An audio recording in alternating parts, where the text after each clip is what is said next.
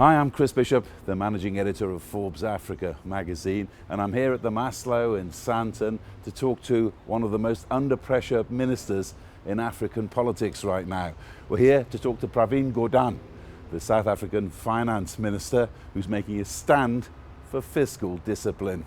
So breaking news overnight, the president of South Africa has decided to pay back the money that Constitutional Court said he owed for his Nkandla residence. What's your reaction to that?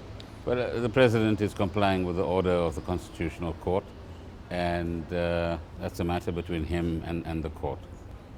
And a lot of people are talking currently about yourself. Foreign investors around the world, and I talk to a lot of them, are saying that if your position is anyway threatened, or if anyway that move, that they're going to turn away from South Africa. What's your view on that? I think ultimately South Africa over the last 20 odd years has built reasonably good and resilient institutions, and at the end of the day all of us come and go.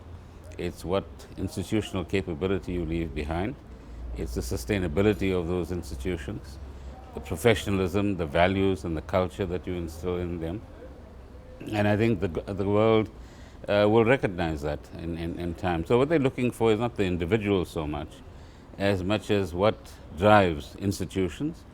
And in the case of investors, whether they have the levels of certainty and confidence that would be required of any country in the world. And I think that it's possible for us, South Africa, notwithstanding all the political noise which happens in every country, to reach that point where we can give that kind of confidence. There's been a lot of political noise here, and the papers were saying just 2 weeks ago that you were going to be arrested at any moment. What is the situation with that case right now? The situation is that there's no legal clarity, and the rumors of arrest are mischievous to say the least. They're designed by some individuals for political objectives, which I don't understand. But at the end of the day, in about 6 weeks' time, we've got to deliver the medium-term budget policy statement on behalf of government. That's where our focus is. And the legal engagements with these entities will continue between lawyers on both sides, and hopefully we can clear the matter sooner rather than later. As far as I'm concerned, there's no substance to it, either in a legal sense or in any other sense.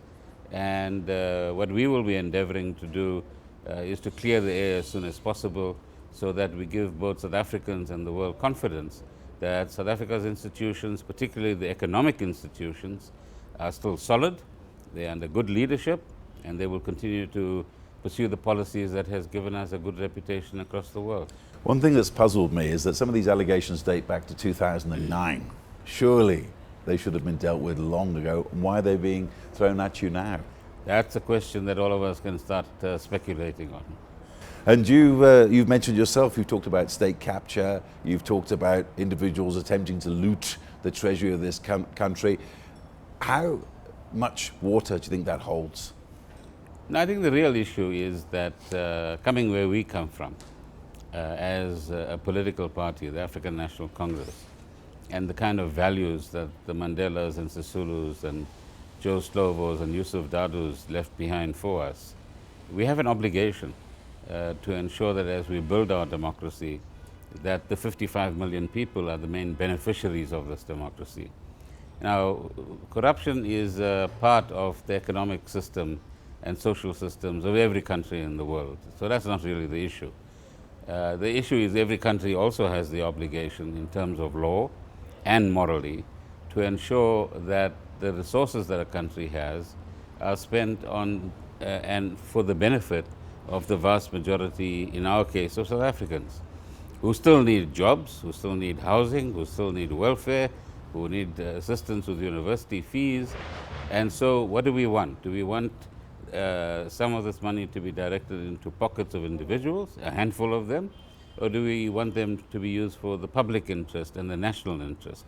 And I think that's what this debate is about. And it's a good debate because it helps South Africans to understand how these systems work, what are some of the implicit dangers in what's going on at the moment, and how they need to prepare themselves to guard their democracy and to nurture their democracy and to nurture the right institutions so that public funds are spent, as I said, for the public at the end of the day.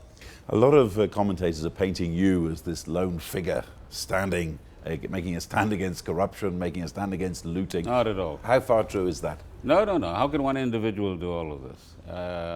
The public out there is very aware of what is going on, and every one of them wants South Africa to work. They want to leave a better country for their children.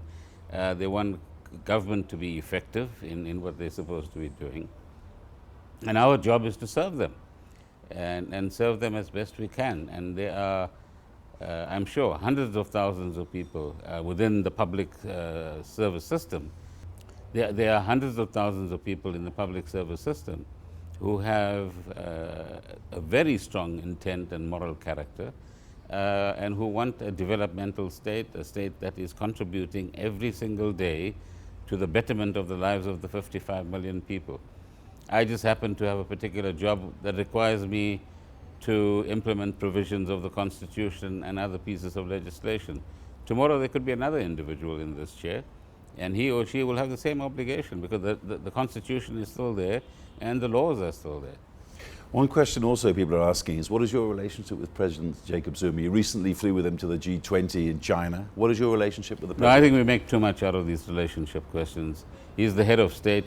I serve at his pleasure like any other minister does, and we are obliged to ensure that we work in the interest of the country, which is what we do. How close do you think this country is, South Africa, of falling into junk status in the next 6 months? Now, that's the magical question. The ratings agencies begin to visit us in a short while, and we worked very well with business, labor, and other constituencies in the first half of the year. We would like to translate that, and we have a meeting later this week, into the second half of the year. And we would like as many role players in South Africa as possible to join us in this venture, because it's quite crucial to keep ourselves at the investment grade level.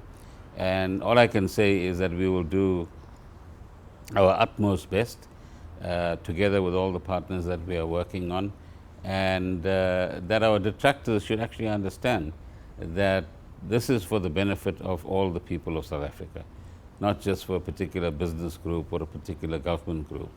And we've got to embrace a lot more keenly the national interest and the importance of keeping ourselves as an attractive destination for investments, both portfolio investments and fixed investments, because that's the way in which we can assure the young people of South Africa that they have a future here. You promised in February to get the budget deficit down to 2.9% by the end of 2017-2018. How is that very difficult job going? It's tough because growth is lower than we predicted at 0.9 in February. That will have an impact on the revenue situation. So in 6 weeks' time, we'll give you the numbers as we understand them going into the future. But it's going to be a tough call. However, government is very committed to keeping its fiscal commitments, as we've always done, and hopefully we can do that again. A lot of people are still saying perhaps you should take perhaps a bigger axe to things like civil service and public spending, particularly SAA, the loss-making national airline. What do you say? But remember, at the moment, all we're doing is giving a guarantee to SAA. We're not putting cash into it.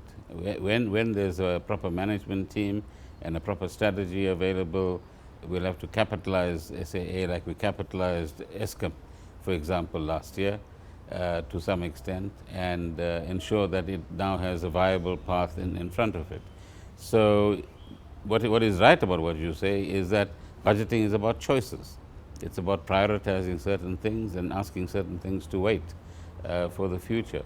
So we should be aware as a country that our fiscal situation is a tighter one, and it will require more tough choices to be made.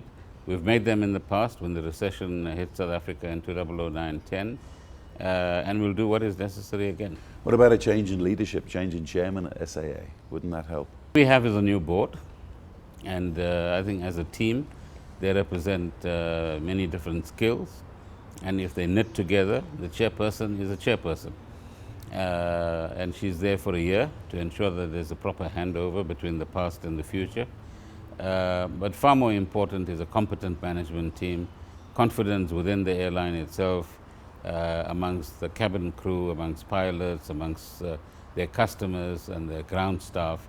And all of that is possible in the next 6 months if everybody is mature about what we have in front of us and understands their obligations, both to the airline and to the country as a whole as well. What about privatization of SAA? Would that not help? No, the P word we don't use in South Africa. What we have said in the budget is that once we've stabilized the situation, we will look at a minority equity partner.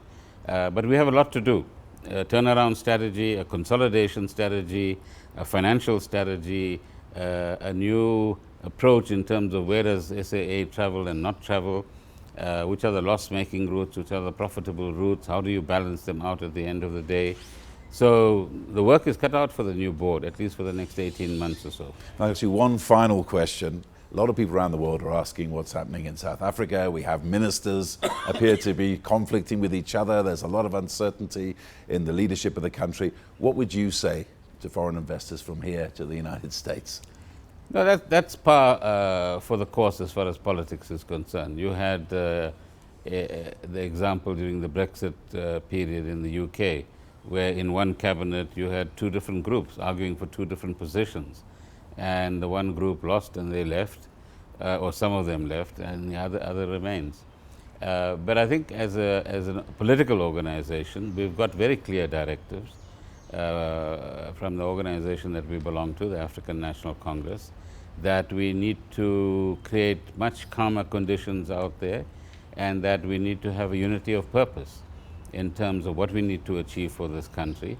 And we are certainly committed to ensuring that we work in the national interest. And the mini budget next month coming up? Well, that's the suspense we're going to keep you in for the next 6 weeks. So we'll all be in suspense ahead of the mini budget next month. That's the thoughts of South African Finance Minister Pravin Gordhan on everything from his own survival to the budget deficit. From me, Chris Bishop, the managing editor of Forbes Africa magazine, it's back to the studio.